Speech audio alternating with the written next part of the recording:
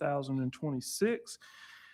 At this time, I'd like to have a moment of silence. If we would, please remember the family of Desiree Ray, Technology Secretary, who recently passed away. So at this time, let's have a moment of silence.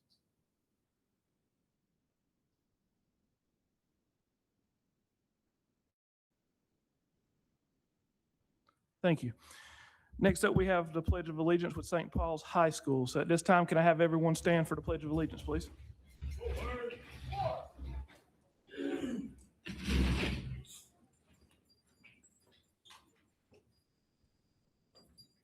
All right, march. Mark time, march. Move, hold. Left, face.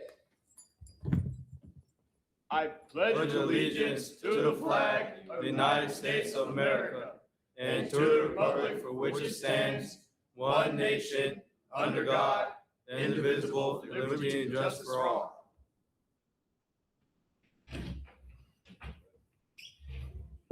I am Cadet First Sergeant Juliana Hernandez from the St. Paul's High School Junior ROTC program. Good evening. I'm Cadet Sergeant Major Wyatt Cloutman with the St. Paul's High School JRTC.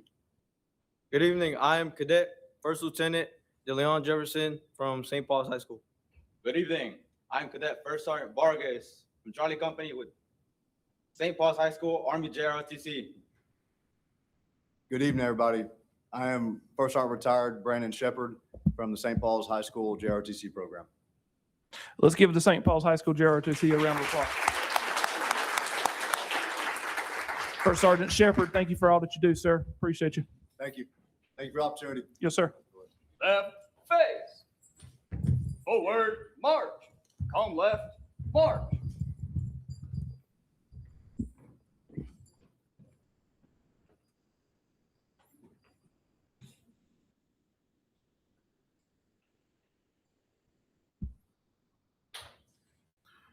All right, next up, we're going to do adoption of the agenda. Before we do, board members, can I have your attention on information items, Part D, curriculum updates with Dr. Carr? We're going to take that out of the agenda. So if you would just mark through that. Has everybody got it? Part D, under information. Also down below, under action items with Part D, the sole source, we are taking everything in parentheses except Sagentics. Will be the only action item that we take on sole source tonight. Am I correct, Dr. Carr, on the Sagentics? So everything else, all those other names will be taken off for time being. Yes, ma'am. Information item D, we're taking off, and action item D, we're keeping the sole source, but it's only going to be one company, the Sagentics, right now. Everything else will be taken off. Is everybody clear?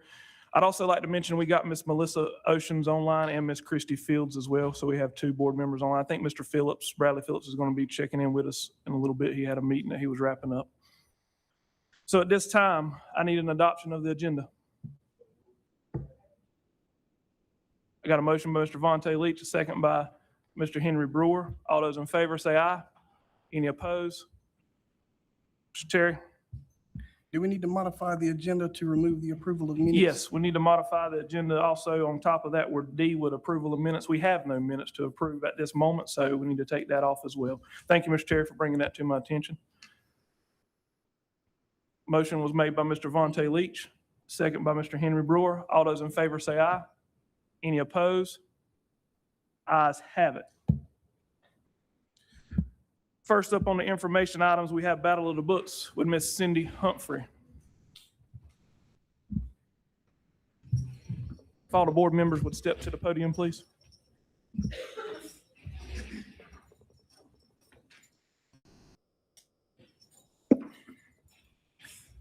Good evening, Chairman Britt, Superintendent Williamson, and board members. I am here to present our 2025-2026 Ballot of the Books winners. The goal of Ballot of the Books is to encourage reading, teamwork, and critical thinking while making the experience fun and engaging for participants. The North Carolina School Library Media Association sponsors competition at the elementary, middle, and high school levels. Public Schools of Robeson County also sponsors a second and third grade competition. We are the only school district in the state that does. The first state competition of ballot books was held in 2001 and 2002. We have our first place winners here with us tonight. Our second and third place winners' names will be called and their plaques will be presented at the school. I will first begin with our high school. Yesterday, the Public Schools of Robeson County Early College High School represented the Sand Hills Region 4 at the North Carolina School Library Media Association competition in Statesville and placed first. This is the first time that Robeson County has brought home a first place championship at the state level. At this time, we will call their names. And just to say, they won first place at the district level, first place at the regional level, and then first place at the state. First, we have Gemma Jones. Sheila Mejia. Jaleesa Rodriguez. Efren Rojas Ortiz. Michelle Rojas Ortiz. Lucas Thoman. Ayana Vanderhall. Janae Walton. Coach Shantan Jones and Coach Paulette DeGrug. And Principal Andrew Davis.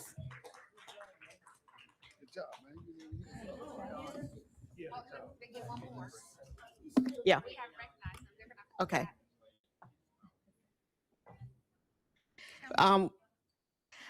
Just to say, I was on the stage yesterday because I was official, so I did not know who was winning because I was timekeeper. So I text Lisa. I said, "Hey, who's in the lead?" She said, "We are." So just to know at the end when they said that we had 140 in the Durham School of Arts was at 135, I was very excited, and it was awesome to bring it back to Robeson County. So at this time, we still have another plaque that we have. Y'all come back this way.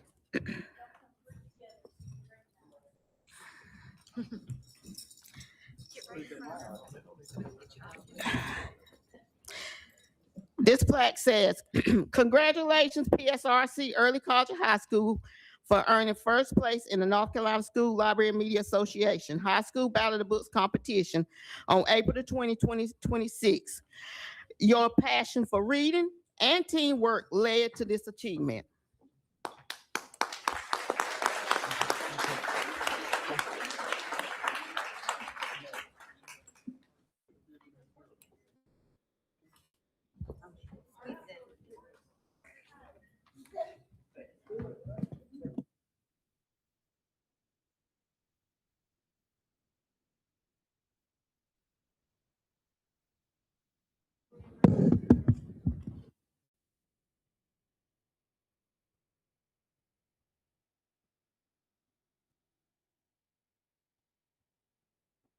Any parents of the early college, please come on up and take your pictures as well if you would like.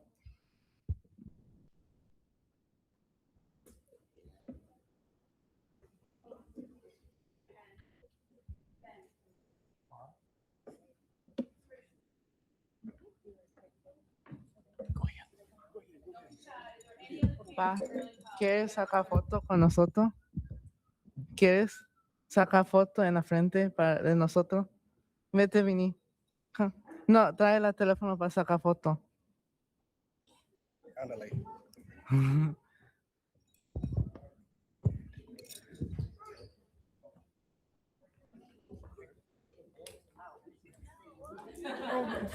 Yeah. All right, Ms. Jessica.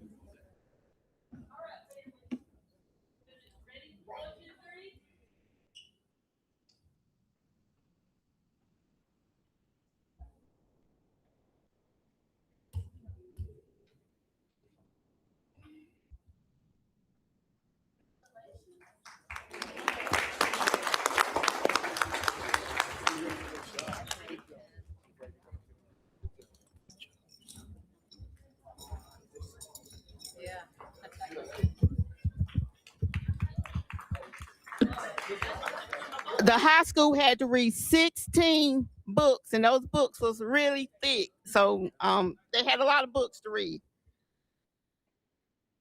I will also call out the second and third place winners for the high school.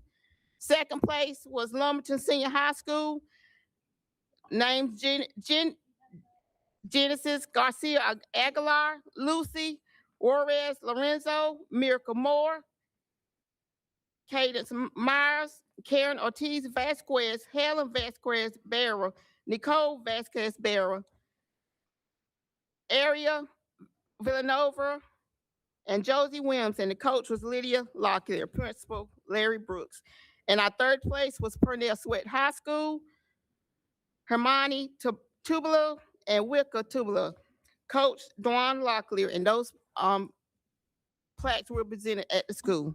Now for our middle school champions, first place goes to St. Paul's Middle, Giovanni Andrea Reyes, Nevaeh Bautista, Ariana Claudia, Jeliana Hernandez Collin, Naomi Malaka Mina, and Lizzie Perez Aguilar. Coach Jency Wadey and Coach Sophia McCall. Principal Miss Amanda Hastings. St. Paul's competed at the regional level and placed third.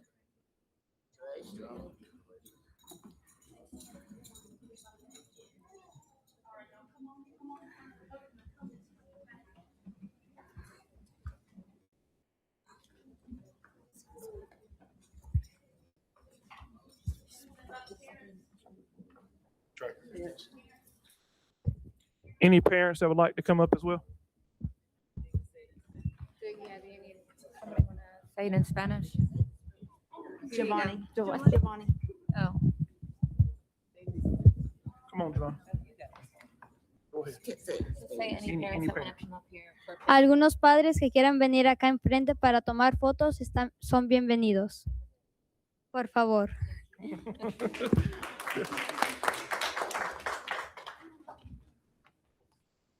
All right, here we go for the picture.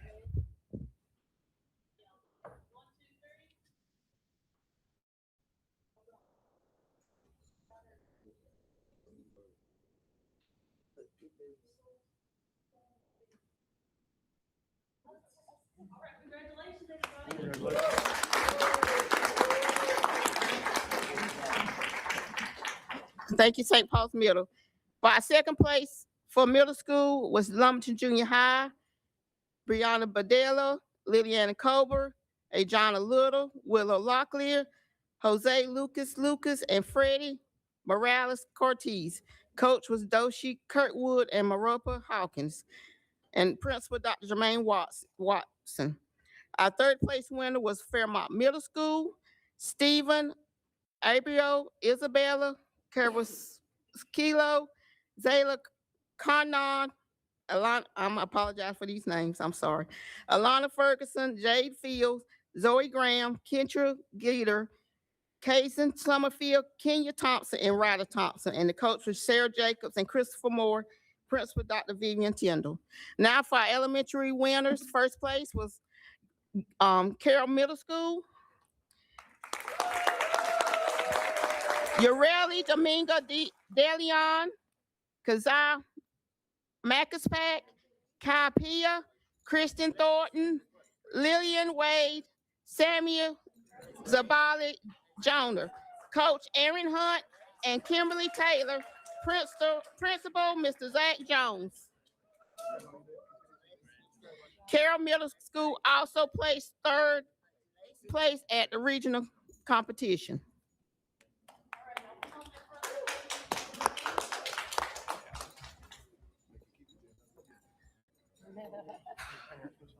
Oh. If there are any parents here, you can come up to take a picture, please. I can't say it in Spanish. It's been a long time. About 30 years. I took French when I was in high school, but I didn't take Spanish.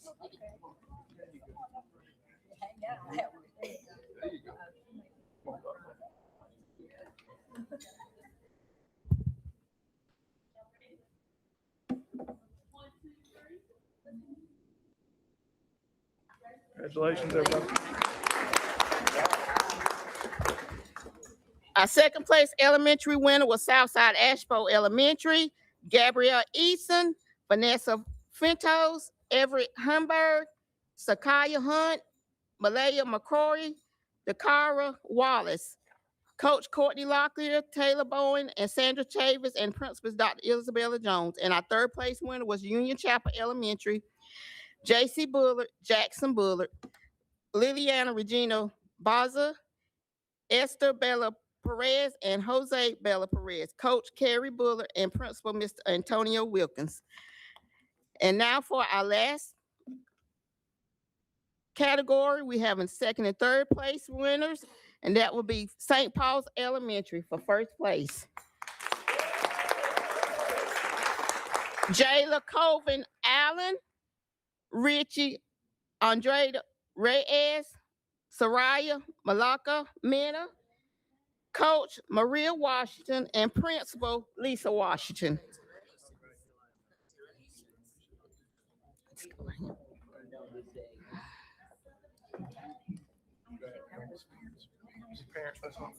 Any parents, you may come up at this time. And they only had 3 people on their team, but they was small, but they was mighty. Yeah.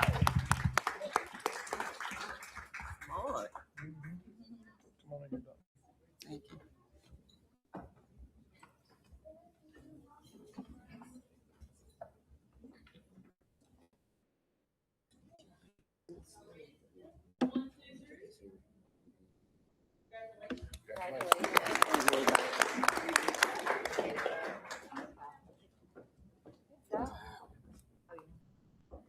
And this group had to read 15 books. So the books range for each category between 15 and 20 books. So that's a lot to know, to read and know minute details on. Thank you. Oh, I'm sorry. I want to be clear, for the high school, there's no national. No. Okay, let me finish the second. I forgot the second and third place for elementary.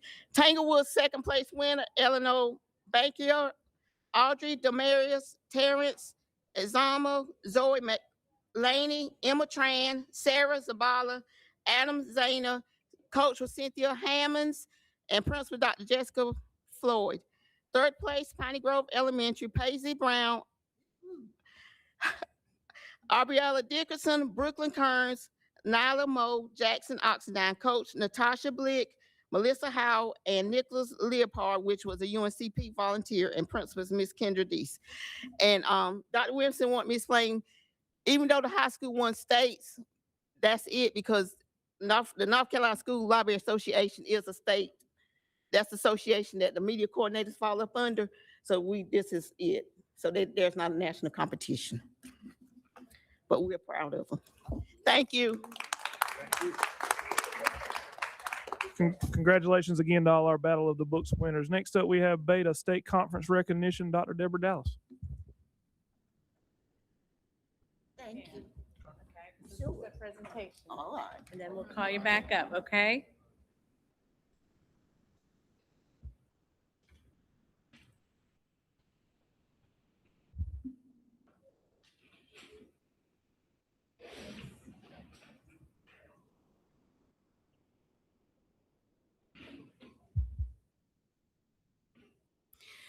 Good evening, Chairman Britt, Superintendent Williamson, and board members. We are excited to share that we had several PSRC students earn top awards during the Beta Club State Convention at the Joseph S. Curry Convention Center in Greensboro. Students from various schools within the district competed virtually with other students across North Carolina for top awards in various categories. The events included team competitions and individual showcases. All students who placed at the state convention events now have the opportunity to compete at the National Beta Competition in Nashville, Tennessee this summer. So we're going to start with Deep Branch Elementary School. Miss Kinley Hunt was the first place winner in the jewelry elementary category. From Fairgrove Elementary, we had Enrique Maldonado Badillo was the 5th place winner in the painting elementary category. Josiah Deal was the 3rd place winner in woodworking elementary. And Madison Quick was the 5th place winner for 3-dimensional design elementary. From Pembroke Elementary School, Hayden Lowry was the 5th place winner in the drawing elementary category.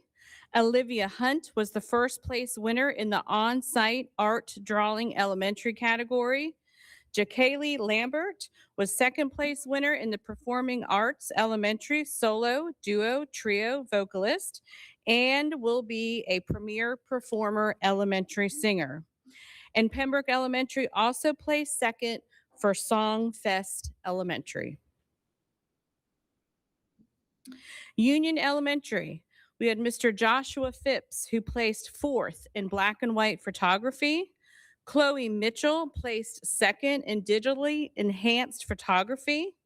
Cassidy Harris placed 5th in fiber arts elementary. Logan Locklear placed 4th in woodworking. Caden Lowry placed 3rd in quilling. Casley Scott placed 4th in jewelry, and Union Elementary also placed 3rd in the accessorized design elementary category. From Pembroke Middle School, we had Colin Locklear, who placed 5th in U.S. History, 7th grade. Prospect Elementary, we had Idalea Bullard placed 1st in accessorized design junior. Caden Hunt and Landon Strickland placed 5th in 3D design junior. And Prospect also placed 2nd in the living literature junior category. Purnell Sweat High School had Alyssa Oxendine placed 3rd in color photography division 1, and Alexis Lowry placed 4th in fiber arts division 2. 5th place performing arts senior solo duo trio vocalist, and is also a premier performer senior singer.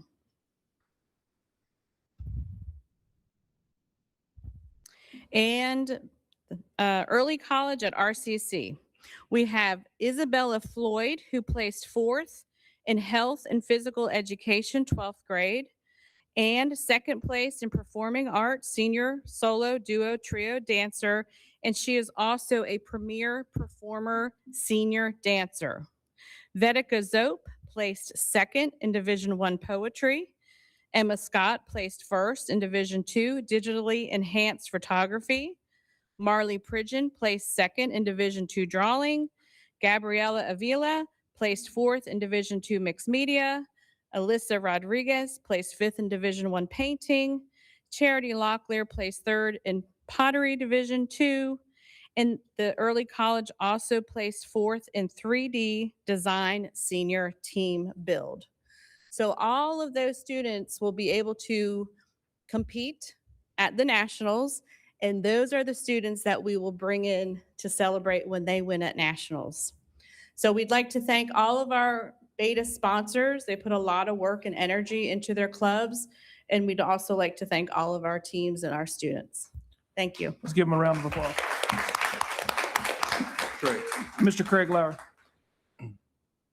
Thank you, Dr. Dallas, and I don't know who it would be, but now this all occurred when we had to do cancellations and the snow. So everything that was sent in, I think, was like virtual or had to be sent in some way. So all of that was done that way. So if there's some way that the folks down here can send something back to the schools, I know other ones might have sent things in and they didn't win, but just thanking those sponsors, because this is probably harder to do than actually going to Greensboro. And so we're appreciative of what happened, that we can just thank them for what they did to get this recognition for the students. Thank you. I agree. Thank you, Mr. Craig. Next up, we have April Impact Award, staff recognition, Mr. Jamal Campbell. If I can't have all the board members to the podium again.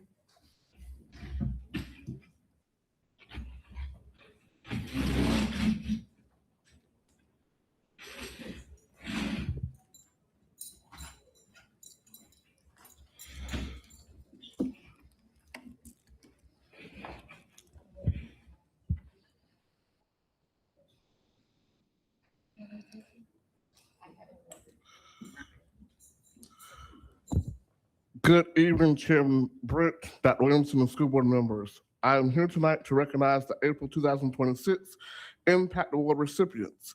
Our recipients exemplified District's One Team, One Goal model. These individuals work collaboratively to cultivate a supportive and thriving school environment. We want to thank Mr. Austin Jacobs and Chick-fil-A for sponsoring this month's gift cards. Also wanted to thank Mr. Brandon Ventura and Sign City for sponsoring our plaques. So tonight we want to first recognize our classified Impact Award recipient coming from Red Springs Middle School, Ms. Sharon McLean, Data Manager. If you can come up please at this time with our principal.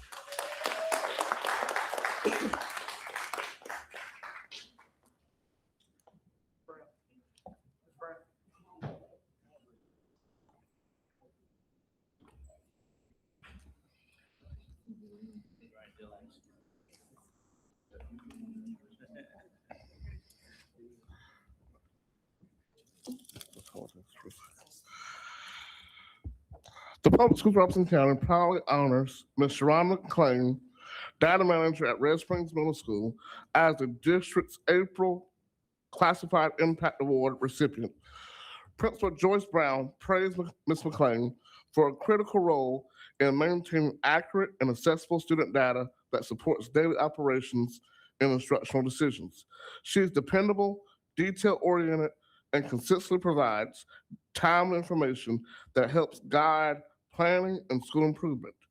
Her professionalism and willingness to support others also contribute positively to the school's overall culture. As a district, we celebrate and honor Ms. McLean for the powerful difference she makes each day. Thank you so much. We want to invite Ms. McLean's family to take a picture.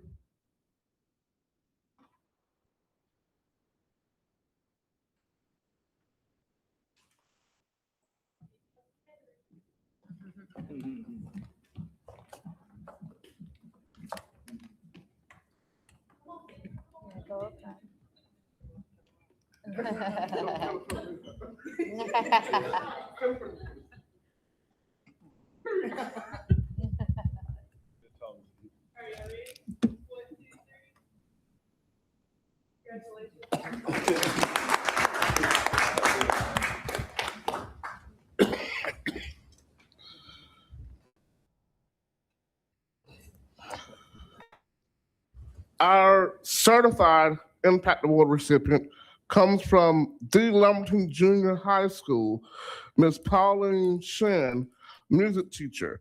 And please, Dr. Watson, please escort her to the front, please.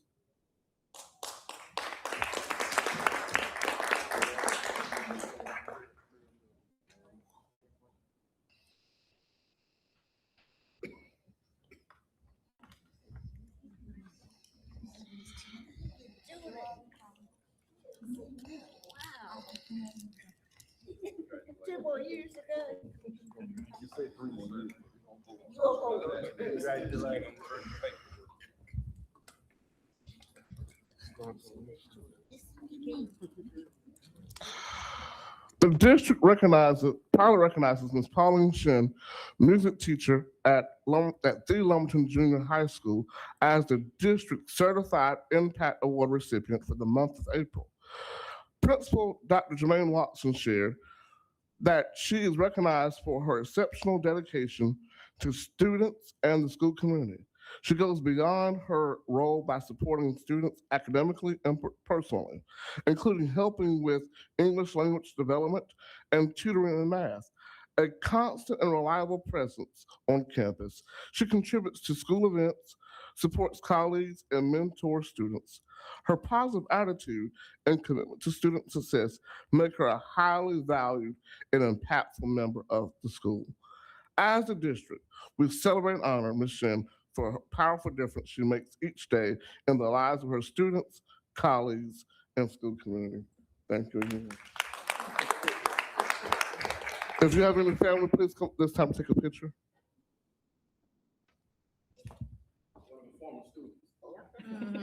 It's my friend now.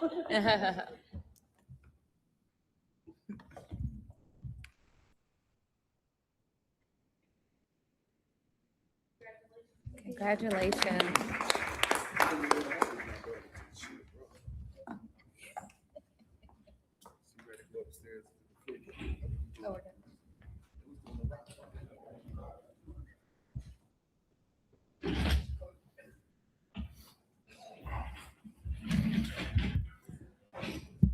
Congratulations again to those monthly Impact Award winners. Next up on the agenda is Child Nutrition Administrative Review, Mr. Bobby Locklear.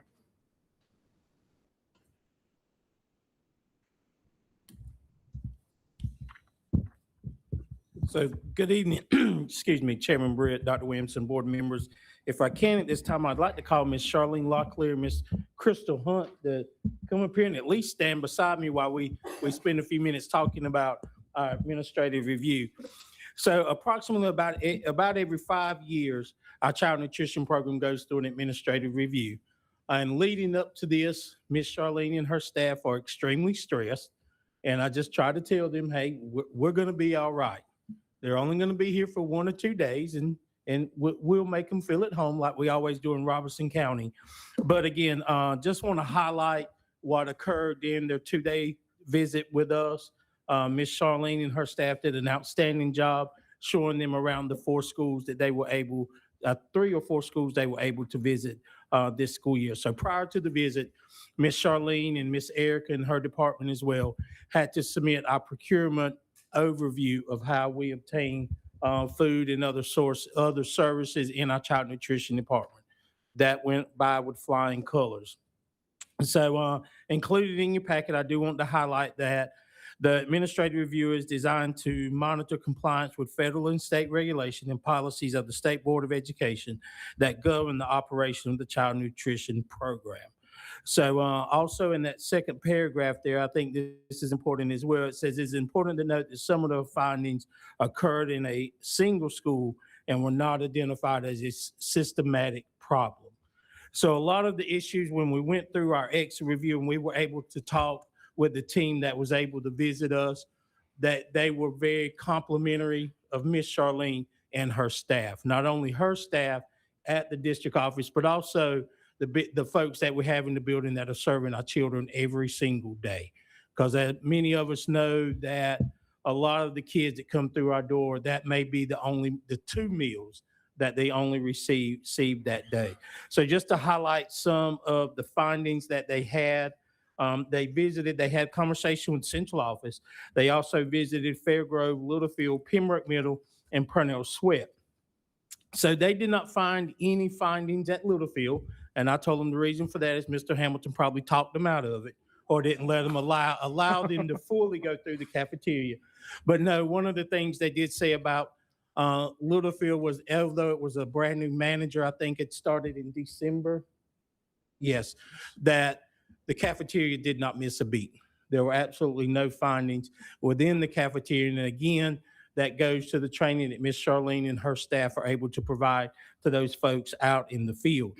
So again, I'm just going to hit some of the things that they were able to find at the schools, but Ms. Charlene and her staff were able to immediately correct those. So at Fairgrove, our cafeteria manager had not been in place in months, but the staff did not allow that to impact their ability to serve the kids food. But one of the things that they did suggest that Ms. Charlene and her staff talked to at Fairgrove was just improving the efficiency in some of the operations within the cafeteria, but no findings there. Again, as I've stated, Littlefield, Mr. Hamilton talked them out of everything there.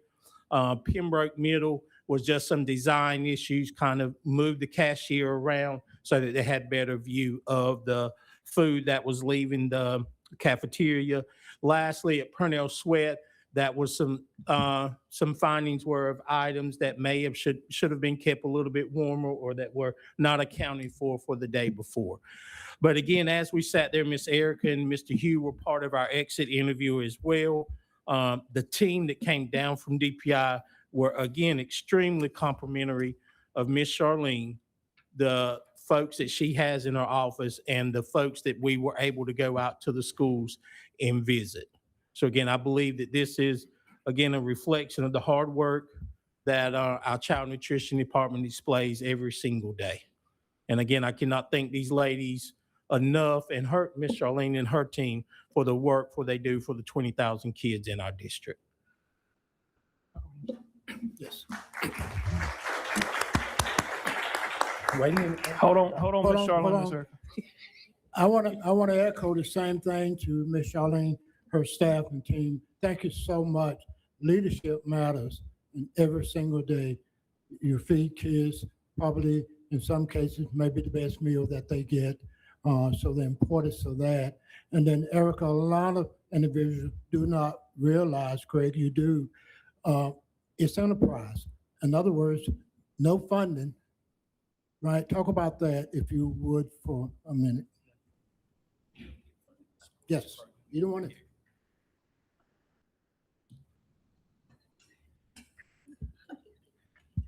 Right. Good evening, Chairman Britt, Superintendent Dr. Williamson, and board members. As Dr. Williamson indicated, the Child Nutrition Program is an enterprise fund, so all the funds that they receive are what they use to implement their program. And as we've said many times at this meeting, at principals meetings, the participation of our children is key to the success of this department. We are entirely free for students for breakfast and lunch through the community eligibility provision program with the federal government, where we get reimbursed. So we do meal counts and get reimbursed at the federal rate for meals that are provided to children. So our participation rate funds this program. I thank you for the opportunity, board members and superintendent. We do just try to do the right things every day. My team in the office helps to lead and guide our children or to our adults in helping them to be in compliance with the policies and procedures of the program. Again, like Miss Erica said, our funding comes straight from the children, and I want our staff and us to appreciate those children coming in to the cafeteria on a daily basis, because without them, we wouldn't have a program. So my goal is to make sure that, we're offering those children a nutritious and healthy meal each day. Miss Charlene, one more thing. So you're doing such an excellent job. I hope this summer you catch a 10-pounder. Thank you, sir. Hold on, Ms. Charlene. We got a couple board members that want to make comments. Dr. Emmanuel. I have a question, and this is, Bobby, did I hear you say at Fairgrove the person in charge had been out? What did you say about The that? manager had been out on medical leave. Oh, And okay. we had a PIC in that place. I did try to contact DPI to get them to choose another school, but they insisted that, we would stick to the Fairgrove. And the lady we had in place was able to provide us all the documentation, and she maintained that documentation on a daily basis to show that all of our meals were reimbursable, and the accountability of the students coming through the line are the children that we are getting reimbursement for. But Go ahead, Dr. Emmanuel. you do anticipate this manager coming back? She's already back. Okay, thank you. Yes, ma'am. You good, Dr. Emmanuel? Yes, sir, Mr. Craig. Thank you, Chairman Britt. Yes, Ms. Charlene, I'm so glad you spoke, because I was going to have you to speak. Now, Ms. Crystal, I won't call on you. I know that's what you're thinking. But folks, as you know, I did this, or tried to do it, and these two ladies was in the office then, and I can't tell you how helpful they were. But let me just give you an indication of the stress. We were at a review, and I'll never forget this. They had weighed us ham, and they come back and it was off 0.2 of a gram. Let me say that again. 0.2 of a gram. Now, 0.2 of a gram is almost nothing. And DPI was sitting next to me, and I think I'd been doing that about 6 months. And I said, that's nitpicking. That was my comment. They didn't say a word. Well, about an hour later, she said, we're kind of nitpicky, aren't we? I said, well, I think you are. but anyway, it is very stressful when they come down from DPI, because is one thing we say, they're going to find something.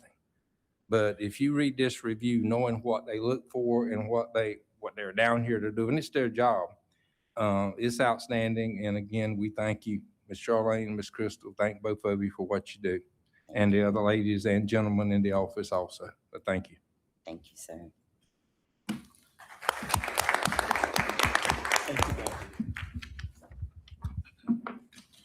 Thank you again, Ms. Charlene and Mr. Bobby. Next up, we have Title VI grant application updates. Dr. Connie Locklear.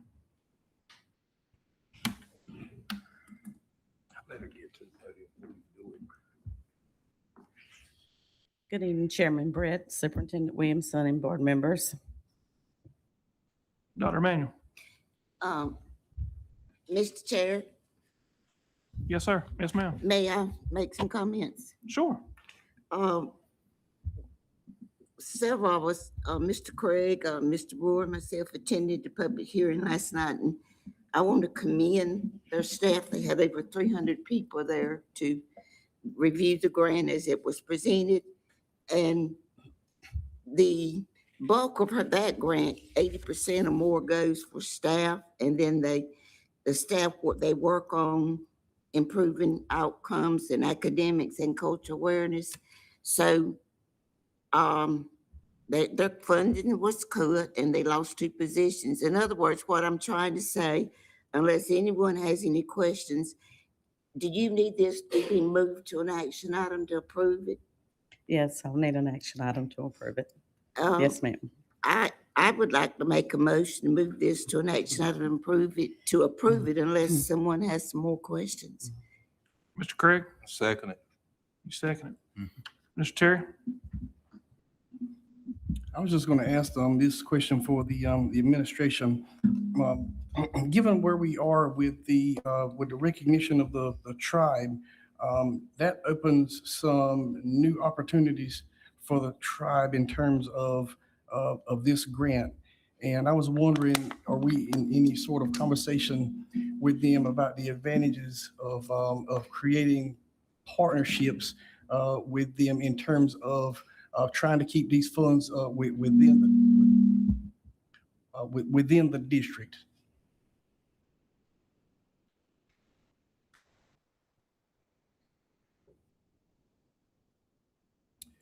Dr. Herndon is representative of the tribe, and help me to remember, I think that's an ongoing conversation.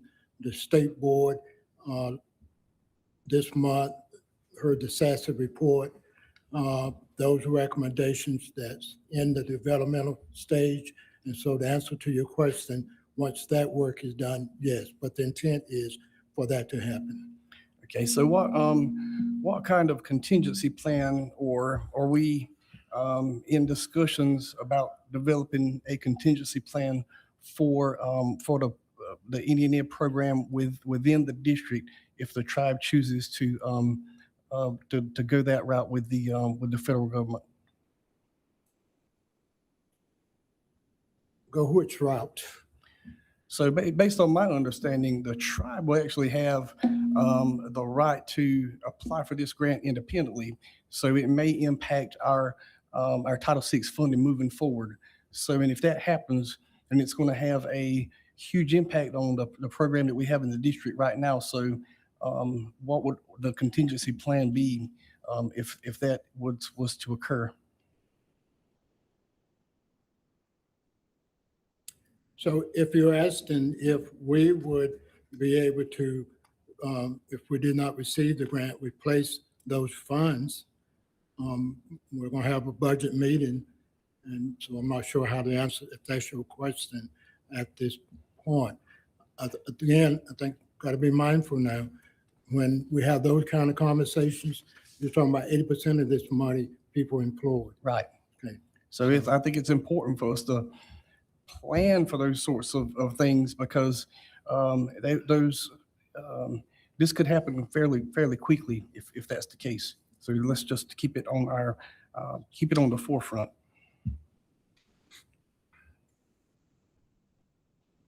Thank you, Mr. Terry. Mr. Craig? I got a question, because Mr. Terry, I wasn't aware of that. Dr. Connie, are you aware that they could apply for this as separate from our school system? I do know with the federal recognition, the tribe has the capacity now to apply for Johnson O'Malley funds through the BIE, and that relates to education for American Indian students. I haven't had any conversation about when that will begin. That is a tribal question. That's not a county question. I think that needs to come, I think those conversations need to be had and talked about during tribal consultation meetings. And we do have a tribal consultation meeting tomorrow. I know the tribe is working on a lot of things, and I've been part of some of the conversation. But I think as far as the planning, I cannot speak to that. I do agree with what Mr. Terry has stated, is that it's important for us to have these conversations because it can impact our school system in the long run. So if we can, that tribal consultation ensures that we're having that ongoing, timely, and meaningful collaboration so that we can ensure that we're all working together to meet the needs of our students in our county. And right now, we have over 50% of American Indian students in our county with our count. When I submitted a grant, we have 98, and is it 98? Let me see, 9847. And I spoke with Miss Angela during this time, and at that time, we only had 18,000, a little over 18,000 students in the county. So that's more than 50% of our population. So I can't speak about where the tribe is moving. I do know that they have that capacity is available to them. But I think these conversations will be best had during tribal consultation where we all sit down together. If I may, one Yes, sir. follow-up. That first, you gave a letter where funding comes The from. BIE, that's the Bureau of Indian Education. Yeah. Is that where our funding comes from? Our funding right now, our funding is through the Office of Indian Education, which is under U.S. Department of Ed, which is being moved to BIE, the Office of Interior. Okay, thank you. All right, going back, Dr. Manuel made a motion to put this as a action item. Mr. Craig seconded it. All those in favor, raise your. This is going to require a 2/3 vote of the members present. This is going to require a 2/3 vote of the members present to move it to an action item. All those in favor, raise your right hand. Unanimous. Thank you, Dr. Connie. Thank you. And board, we will move it to, can we do that first, Mr. Schwartz? Is that fine with moving it to action items? Let's move it to the first thing, action item. So everything else will move down a letter. Action item A will be the Title VI grant application. Has everybody got that? All right, next up is public comments. There is none, so we will go ahead and move on to action items. First up is what we just put there, Title VI grant application.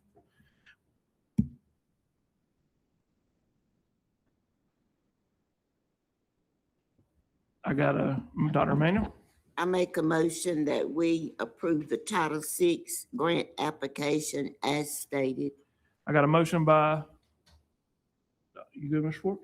I got a motion by Dr. Emanuel, a second by Mr. Craig Lowry. All those in favor say aye. Aye. Any opposed? Ayes have it. Unanimous, Mr. Schwartz.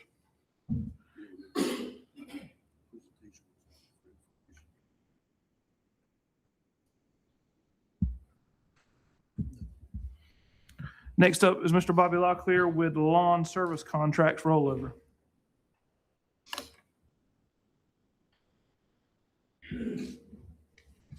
Mr. John Sims. Mr. Bobby, we just renewing the contracts, nothing changed. Correct. All of our service providers are locked into the price that was bid last year. Make a motion to approve. I got a motion by Mr. John Simmons, a second by Mr. Vontae Leach. All those in favor say aye. Any opposed? Ms. Christie and Ms. Melissa Oceans.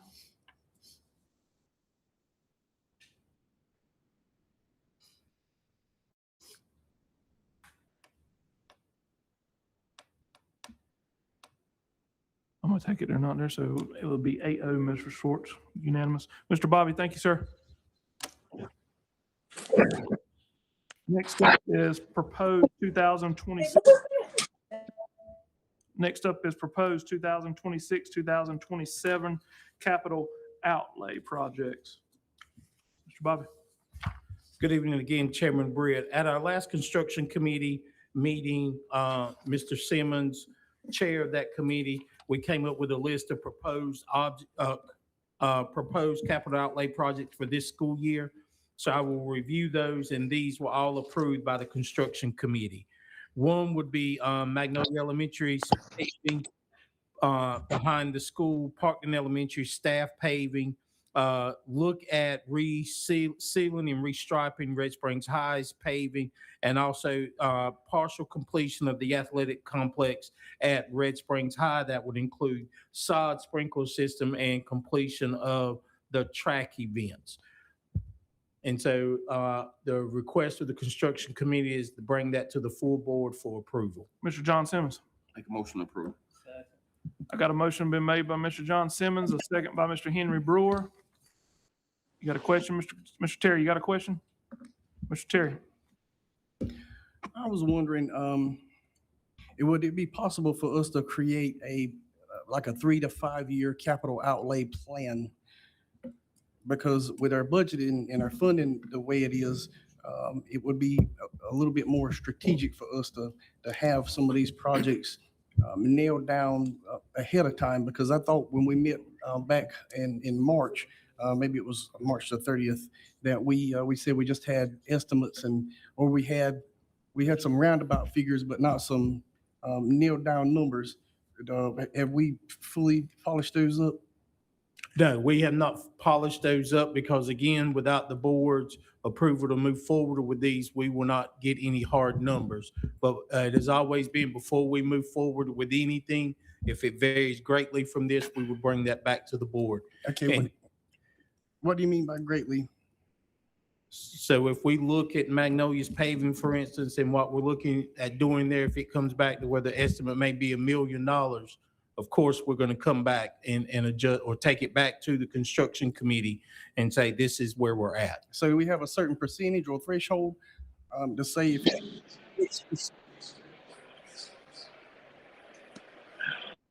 it's X% greater than or less than or within a window of what we're approving tonight, that we'll bring it back and have a further discussion? No, we do not have any specifics as to what that threshold would be to come back. So Bobby, part of our process has been and will continue to be, we still have some projects that was approved last year that we have not been able to complete. So in terms of that ongoing plan, we are adding these 4 projects. Doesn't mean that we can complete these projects next year. Correct. So we have a constant rollover that we have projects in front of us as the funding is made available.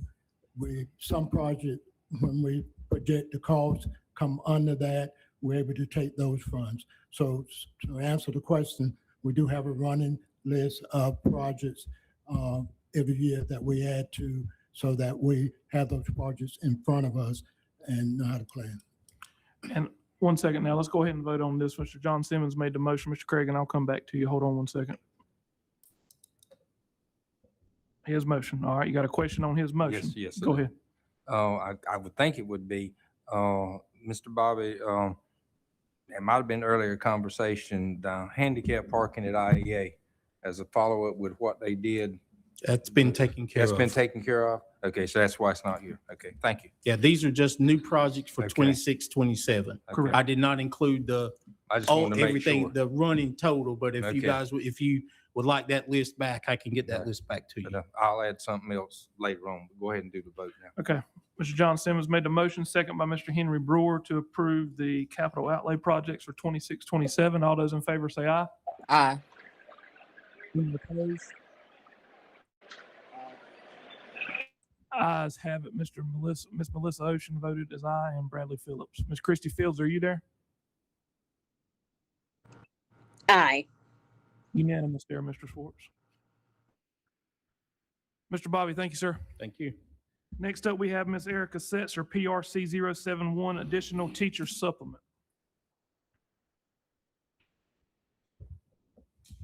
Good evening again, Chairman Britt, Superintendent Dr. Williamson, and board members. The PRC 071 additional teacher compensation is something that's required to be approved by the school board every year. So I'm bringing that forth. I think this is the 4th year, if I'm not mistaken, maybe 5th year that we bring this back. And I included the dollar amount, the max that the teachers can receive This year is $3,556.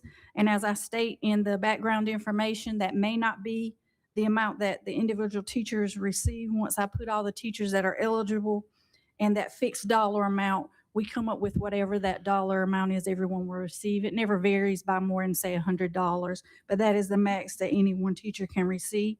It is prorated. It'll be paid if they didn't start in August. And anybody who starts April the 1st or after is not eligible for any portion. And that will be paid on June the 15th with the regular teacher supplement. Ms. Erica, can you read that sentence there, PRC 071 may not be? That way we can clarify to the public of what it cannot be used on. Yes. PRC 071 may only be used to provide supplements to certified teachers and instructional support personnel who are working and coded to a school. PRC 071 may not be used to provide supplements to central office employees or non-certified classified employees or any other group not previously mentioned. Principals and assistant principals are not eligible.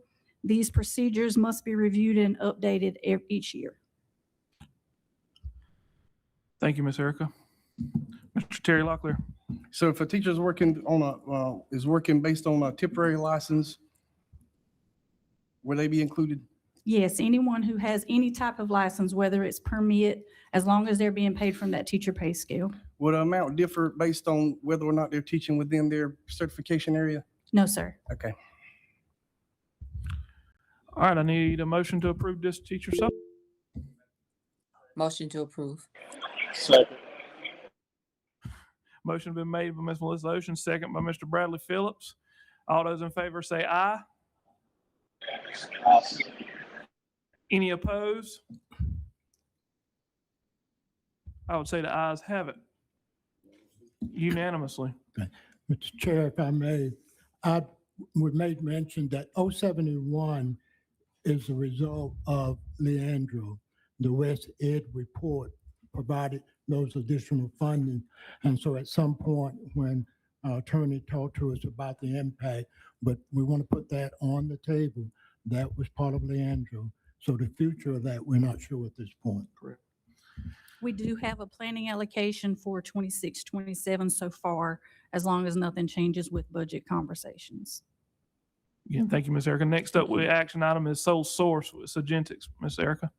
So as we amended the agenda at the beginning of the meeting, I'm only asking for permission to move forward with purchasing Centigix, which is the IdentiKid and the specialized visitor and volunteer management system at the school. Centigix only. Mr. Terry Locklear. So why did we amend the agenda to remove these other options? Are we looking at different? I think No, we're not. We want to bring some teachers and principals into the conversation. And so our intent is to bring it back next month. What does that process look like, if you don't mind? We will have, and when we talk, you want to address it? We'll invite teachers to come in and administrators, and we have some of that work done. Yeah. Dr. Manning, put your card in. Dr. Carr. So like Dr. Williamson said, just like we do with many other curriculum, You're on. okay. We're going to bring teachers and administrators in currently using the curriculum to show how they're using it and what's going on with the curriculum currently in their buildings, in their classrooms, to share. Hold on, Terry, you're not on. You done, Dr. Carr? Ms. Crystal Monroe. Terry, hit your button, please, sir. Go ahead, Crystal. Oh, well, mine is with the Centigix. Does that matter? Gotcha. Oh, Hold okay. on. Dr. Terry. Is it possible that these may change from Apex, Canvas, Eureka, EL, Discovery? Is it possible that these may change? Go ahead, Mr. Schwartz. You need a motion to get this on the table for discussion, then, and the items that were removed from the agenda are not, they can be dealt with or discussed after the motion's on the floor. or after the motion is voted on, if there are no questions on strategics. She had a question on strategic. Go right ahead. You need a motion to get this on the floor for discussion. I need a motion to get it on the floor for discussion. You making a motion, Crystal? No, I'm doing the strategic. That's what he's saying, to get it on the floor. No, he meant the No, no. other, the Oh, the other other, I got you. vendors. Mhm. Sorry. Can I ask? Okay. Just want to make sure I'm talking about the right thing. Is this where they have the little printout when This people is walk in? identical. Crystal. Okay. I need a Yes. motion to approve the Sagentics.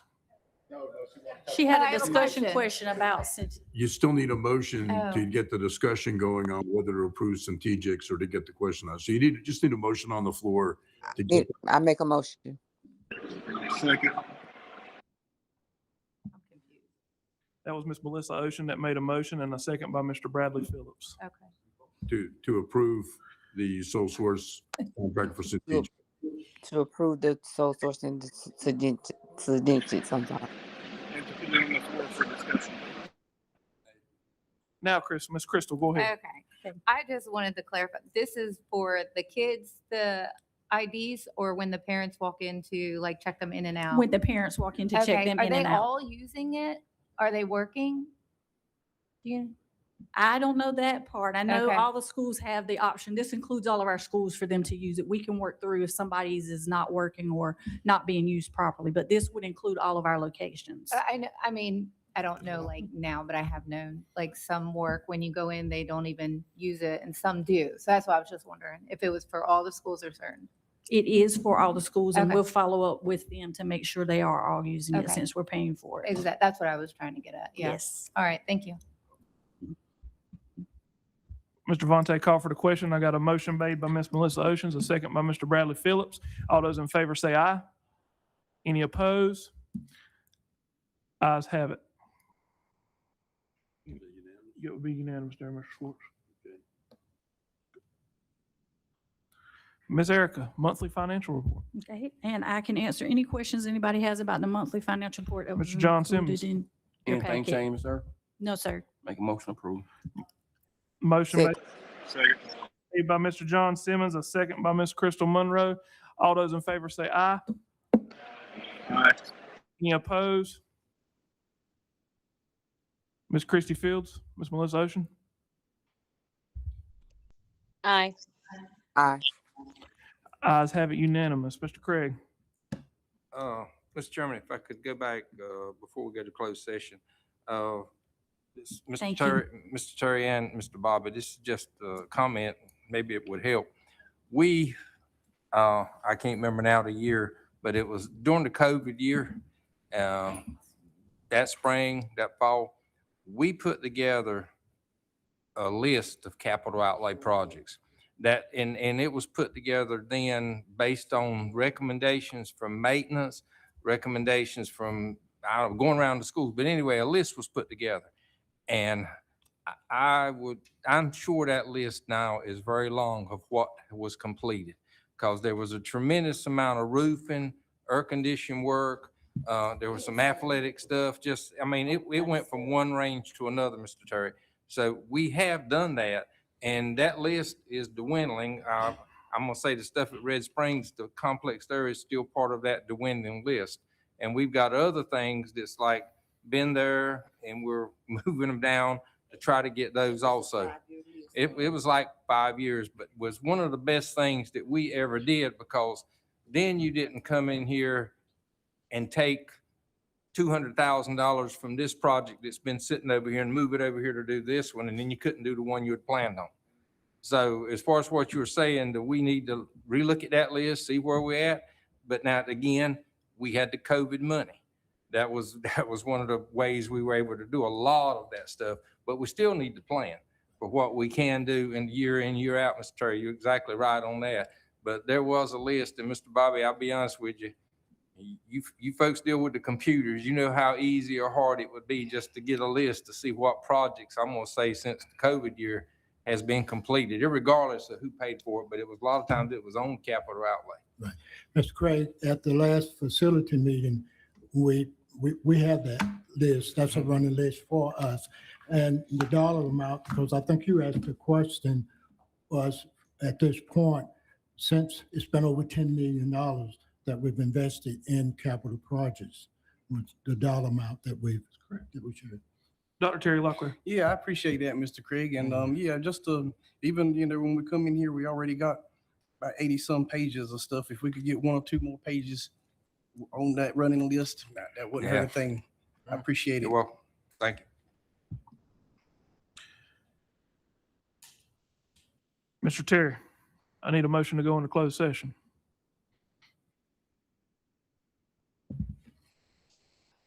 I move that the board enter into closed session for the purposes following: to consider confidential personnel matters as provided in North Carolina General Statute 143.11, Section A1 and A6, and 115C-319, and to consider confidential student matters as provided in North Carolina General Statute 143-318.11A1 and 115C-402 and 28 U.S. Code 1232G, and to consult with the Board of Education's attorney to preserve the attorney-client privilege and to discuss the following pending litigation: the State versus William Shooter, 24-CR-265-126, and Jessica Kemp versus the Board of Education and Bobby Locklear, 25-CV005984-770, as provided in North Carolina General Statute 143-318.11, Section A3, and pursuant to North Carolina General Statute 143-318.11, Section A1, to consider closed session minutes that are confidential pursuant to North Carolina General Statute 143-318.10E. Excuse me, we don't need that last part of it, the closed session minutes. So could you modify the motion to just take that last part out? I would like to modify the motion to remove that last part that was read, and I read that because our chair gave it to me. Thank you. Sorry about that. That's my bad. Sorry. I got a motion made by Mr. Terry Locklear, second by Mr. Henry Brewer. All those in favor to go into closed session? Any opposed? Ayes have it. We are now in closed session.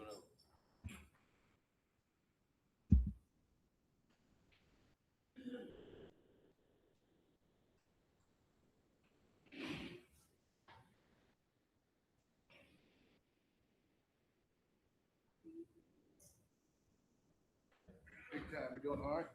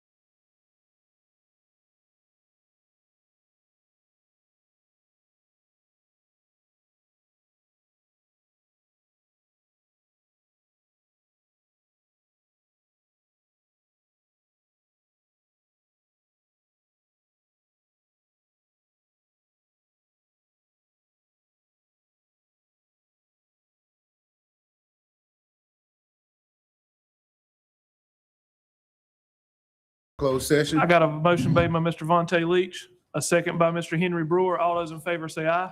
Aye. Ayes have it. Motion to approve certified and classified personnel. Make a motion by Mr. Green. Second.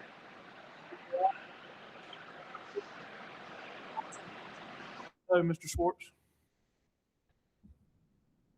No classified, certified personnel, no minutes, so need a motion to adjourn. Finance meeting. Finance meeting, May the 6th at 4 p.m. Make a note, please, everybody. May 6th, 4 p.m. is our finance meeting, subcommittee meeting. That is correct. And we're asking all board members, because we'll share the cuts for all those kinds of things. Please make sure everybody's here. We need all hands on deck for it. May 6th at 4 p.m. Miss Jessica send a Google event to our calendar. That way we'll have it. And we're gonna have to notice the start of next month's regular meeting for Yes, sir. 5 p.m. because it's different than the regular meeting time for the superintendent evaluation workshop. Correct. That can be noticed as a special meeting prior to the regular meeting. Motion to adjourn, Mr. Vontae Leach. Motion to adjourn. Got a motion made by Mr. Vontae Leach, second by Mr. Henry Brewer. All those in favor say aye. Aye. Any opposed? Ayes have it. We are now adjourned. 10-0. 10-0.